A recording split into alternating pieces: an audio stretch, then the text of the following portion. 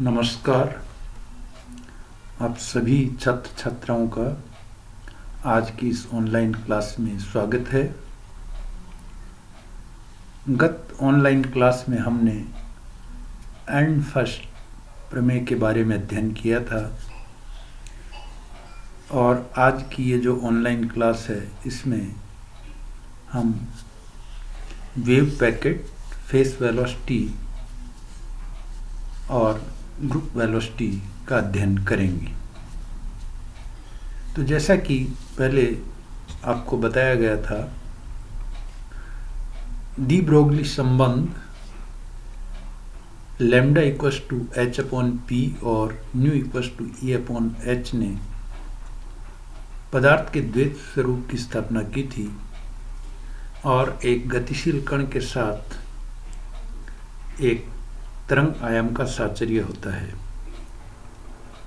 जिसको कि हम प्रतीक साई द्वारा व्यक्त करते हैं और जिसे हम तरंग फलन कहते हैं। इस तरंग फलन के 3 मौलिक गुण होने चाहिए। नंबर 1, ये स्वयं से व्यतिकरण करना चाहिए ताकि विवर्तन के प्रयोग की व्याख्या की जा सके। नंबर 2, जहाँ कण के पाए जाने की संभावना हो वहाँ पर जो तरंग आयाम है इसका मान अधिकतम होना चाहिए और जहाँ कण के पाए जाने की संभावना बहुत कम हो, न के बराबर हो, वहाँ इसका जो आयाम है इसका मान बहुत ही कम होना चाहिए। और नंबर 3, ये जो सिंगल पार्टिकल है उसका पूर्ण विवरण इसके द्वारा देना चाहिए। इस प्रकार एक द्रव्य तरंग का साहचर्य हम एक सुनिश्चित संवेग p और ऊर्जा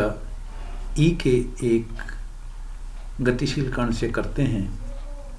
यह नियत आयाम की एक हार्मोनिक तरंग भी होती है और इस प्रकार की ये जो नियत आयाम की ये जो हार्मोनिक तरंग है इसका जो स्वरूप है वो इस प्रकार का होगा। और चूंकि जो कण है वो मुक्त कण है, इसलिए इस कण से संबंधित जो तरंग है उसका आयाम सर्वत्र समान होगा। इस मुक्त कण के सहचारी जो द्रव्य तरंग है, जिसको कि हम जो तरंग वेग कह सकते हैं, एक सिंगल पार्टिकल वेव कह सकते हैं, उसका जो तरंग वेग है, तरंग की कला का जो वेग है,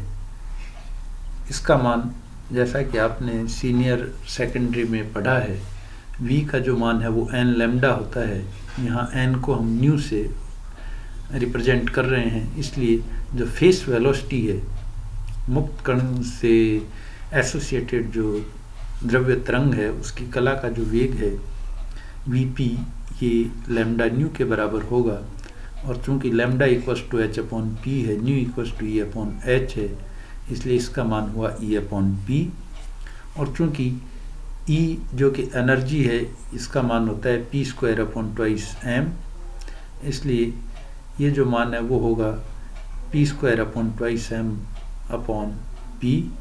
पी से पी कैंसिल होगा, इसलिए पी अपॉन ट्वाइस एम। और चूंकि p का मान mv के बराबर होता है, इसलिए p अपॉन ट्वाइस m बराबर mv अपॉन ट्वाइस m बराबर, ये m कैंसिल हो जाएगा, v अपॉन 2, जहाँ v है वो किसी पार्टिकल की वेलोसिटी है। इस प्रकार द्रव्य तरंग का कला वेग कण के वेग का आधा होता है। एक शुद्ध हार्मोनिक तरंग का कला वेग किसी भी प्रकार है वो मेजर नहीं किया जा सकता और प्रायोगिक तौर पर ये सार्थक नहीं होता।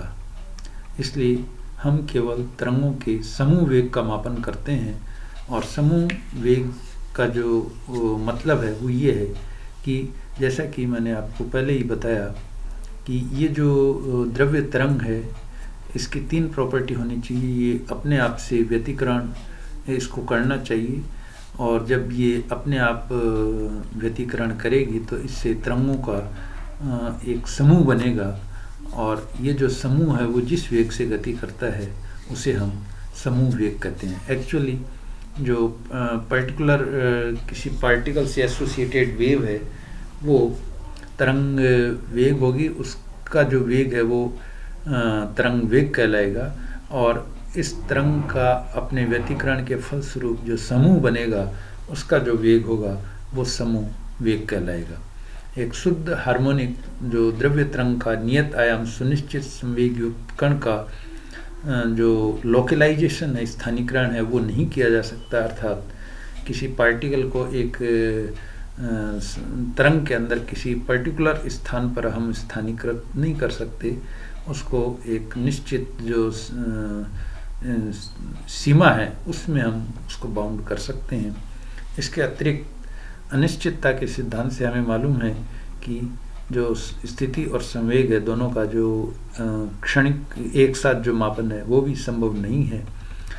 और इस कारण से जो तरंग वेग है उसका अपने आप में कला तरंग का जो कला वेग है उसका अपने आप में कोई मतलब नहीं निकलता, और जो तरंग संघ का जो समूह वेग है वो उसका अपने आप में एक मतलब होता है। और ये जो तरंग समूह का निर्माण है वो लगभग समान जो तरंग दैर्घ्य की समतल हार्मोनिक जो तरंगें होती हैं उनके अध्यारोपण के फलस्वरूप होता है, जिनका व्यतिकरण तरंग समूह के स्थान के अतिरिक्त सब स्थानों पर विनाशी होता है। जहाँ संपोषी व्यतिकरण होगा वहाँ पर इसका जो आयाम है वो अधिकतम होगा, और बाकी जगह जैसा कि आपको मालूम है विनाशी व्यतिकरण के कारण इसका जो आयाम है वो न के बराबर होगा। और इस प्रकार की जो समूह तरंग है जिसका कि एक निश्चित स्थान में जो आयाम है वो अधिकतम होता है, इसको हम इस प्रकार शो कर सकते हैं जैसा कि आप इस डायग्राम में देख रहे हैं। इसका जो डेल्टा एक्स दूरी है उसमें आयाम अधिकतम है और बाकी जगह इसका जो आयाम है वो बहुत ही कम है, न के बराबर है। किसी जो तरंग संघ है उसका जो समूह वेग है इसका जो मान होता है वो होता है Vg, इसको हम रिप्रेजेंट करते हैं Vg से, और इसका मान होगा d omega upon D k. और जो इसको अगर हम h क्रॉस से अंश और हर को मल्टीप्लाई कर दें तो इसको हम लिख सकते हैं D H cross omega upon D H cross के। और चूंकि h क्रॉस ओमेगा ये e के बराबर है, h क्रॉस के ये p के बराबर है, इसलिए इस Vg को हम लिख सकते हैं d अपॉन डी पी। और चूंकि e का मान है वो P square upon twice M होता है, इसलिए Vg बराबर d upon D P square upon twice M. और इसको अगर हम हल करें तो इसका मान आएगा p अपॉन एम के बराबर, और चूंकि p का मान mv होता है इसलिए mv अपॉन m ये हो गया v। अर्थात जो समूह वेग है उसका मान v के बराबर होता है, और चूंकि v है वो जो पार्टिकल है उसकी वेलोसिटी भी है। इसका मतलब ये हुआ कि जो तरंग संघ है वो पार्टिकल की वेलोसिटी से पार्टिकल की जो वेलोसिटी v है उससे गति करता है। अर्थात तरंग समूह में जहाँ आयाम अधिक है उसमें पार्टिकल के पाए जाने की जो संभावना है वो अधिकतम होती है, और वही इस तरंग संघ का जो वेग है उसके बराबर होगा।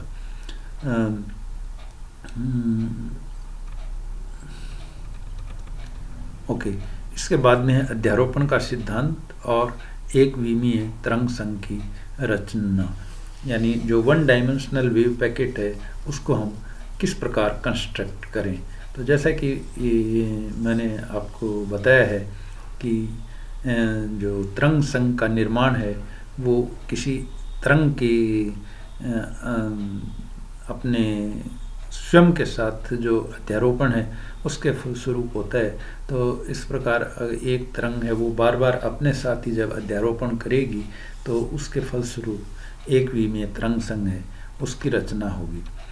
इसको थोड़ा सा हम यूँ भी मान सकते हैं कि जैसे मान लीजिए सारी तरंगें एक जैसी तो नहीं हो, लेकिन उनमें बहुत कम उनके आयाम में जब बहुत कम अंतर होगा तो जब एक जैसी तरीके की जो तरंगें हैं वो अध्यारोपित करेंगी तो उसके फलस्वरूप भी एक जो तरंग संघ है उसकी रचना होगी। तो जैसा कि हमें मालूम है ई की power iota k x minus omega T ये किसी वेव को रिप्रेजेंट करता है। तो ई की power iota k x minus omega t x दिशा में तरंग वेग ओमेगा अपॉन के से संचरित समतल तरंग का निरूपण करती है, और इस प्रकार के अनेक समतल तरंगों का अध्यारोपण एक तरंग संघ का निर्माण करने हेतु किया जा सकता है। एक्स एक्स पर संचरित तरंग संघ के लिए ऐसी समतल तरंगों का सर्वाधिक जो व्यापक निरूपण है उसको हम फोरियर प्रमेय द्वारा व्यक्त कर सकते हैं, और इसका जो मान इसके कारण जो मान होगा साई एक्स टी, इसका मान होगा 1/√2π integration minus infinity to infinity A k e की power iota k x minus omega t into d k, जहाँ ओमेगा ये ओमेगा ब्रैकेट के बराबर होगा। यदि ये समीकरण साई एक्स टी समूह वेग वीजी से संचरित तरंग संघ के निरूपण की इससे हम आशा करें, तो अध्यारोपण में जो इंक्लूडेड जो संचरण वेक्टर है के, इसका परास है वो बहुत कम होना चाहिए, अर्थात ए के जो कि एम्पलीट्यूड है इसका जो मान है वो के लघु मान जिसका कि मान लीजिए डेल्टा के बराबर है, उसके लिए अशून्य माना जा सकता है। बाकी सब जगह पर इसका जो अगर के का मान है वो डेल्टा के से बहुत ज़्यादा हो तो उस स्थिति में ए के का जो मान है वो शून्य होगा। अर्थात हम इस प्रकार की जो तरंगे हैं जिनको कि हम साई एक्स टी से रिप्रेजेंट कर रहे हैं, इनका अध्यारोपण उसी स्थिति में होगा जब के का मान के प्लस माइनस डेल्टा के बराबर हो। अगर डेल्टा के प्लस माइनस से ज़्यादा मान है के का, तो उस स्थिति में इन तरंगों का जो अध्यारोपण है वो नहीं होगा और हमें जो तरंग संघ है वो प्राप्त नहीं होगा। तो इसलिए हम ये कह सकते हैं कि के का मान है वो k0 प्लस माइनस डेल्टा के बराबर हो, और डेल्टा के है वो k0 के लगभग बराबर या इससे कम होना चाहिए, तभी जो ए के है वो जीरो नहीं होगा, अदरवाइज ए के का जो मान है वो जीरो होगा। इसलिए जब के में वेरिएशन हो रहा है तो इसके कारण जो ओमेगा है उसका मान भी चेंज होगा, और इस ओमेगा को हम जो सीरीज एक्सपेंशन मेथड घात एक्सपेंशन मेथड प्रसार विधि है उसकी सहायता से ओमेगा को लिख सकते हैं omega 0 plus k minus k0 d omega upon D k at k0 plus k minus k0 square का whole square upon factorial 2 d2 omega upon D k square at k0 plus higher जो terms हैं उनको हम लिख सकते हैं। और जो इसका मतलब ये हुआ कि अगर हम इस ओमेगा का मान समीकरण 1 में, समीकरण 1 यानी साई एक्स टी के अंदर ओमेगा का मान रख दें, और इसमें इक्वेशन 1 में हम अगर हम k0x जोड़ दें और k0x घटा भी दें तो हमें साई एक्स टी का मान प्राप्त होगा ई की power iota k0x minus omega 0 t 1/√2π integration at delta k A k e की power iota k minus k0 x minus d omega upon D k t into d k. और ये जो समीकरण 4 है इसको हम लिख सकते हैं psi x t equals to g x t e की power iota k0x minus omega 0 t, जहाँ पर जी एक्स टी जो है ये एक तरीके का ग्रुप फंक्शन है और इसका जो मान है वो है 1/√2π इंटीग्रेशन ए के ई की power iota k minus k0 into x minus d omega upon D के into T into d k. और इस प्रकार जो व्यंजक 5 है उसमें जो जी एक्स टी है वो एक्चुअल में एक तरंग संघ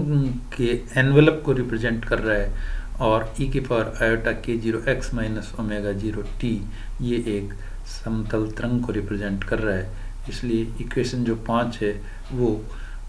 एक तरंग संघ के एनवेलप और समतल तरंग के गुणनफल को रिप्रेजेंट करती है।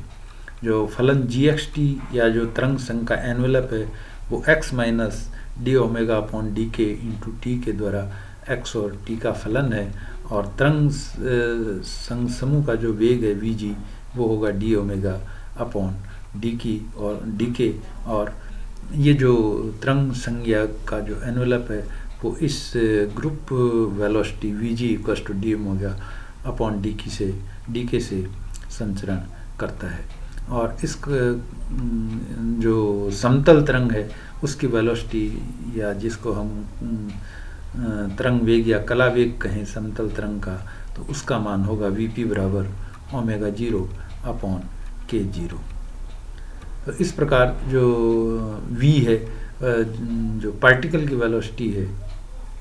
जिससे कि एसोसिएटेड ये वेव है, उस पार्टिकल की जो वेलोसिटी है v ये p अपॉन m के बराबर होगी।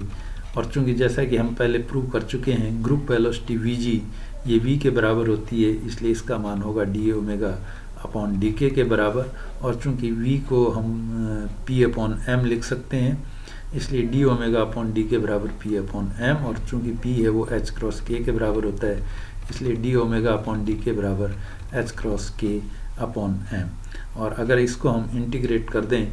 तो इंटीग्रेशन डी ओमेगा बराबर integration h cross k upon m D के बराबर होगा, जिसके समाकलन से h क्रॉस ओमेगा बराबर h cross square k square upon twice m plus constant आएगा। और जो कांस्टेंट है चूँकि h क्रॉस ओमेगा ये एनर्जी को रिप्रेजेंट करता है, इसलिए जो नियतांक है इसकी विमा भी एनर्जी की विमा होनी चाहिए। और इस हिसाब से जो चूँकि h cross square k square upon twice m ये बन गया p square upon twice m, जो कि काइनेटिक एनर्जी को रिप्रेजेंट कर रहा है, इसलिए जो नियतांक है वो पोटेंशियल एनर्जी को रिप्रेजेंट करेगा। और इसलिए इसको हम लिख सकते हैं E बराबर p square upon twice m plus vx। ये जो वेव पैकेट है या जो तरंग संघ है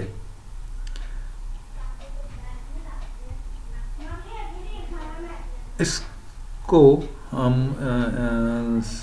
इसका जो मोमेंटम रिप्रेजेंटेशन है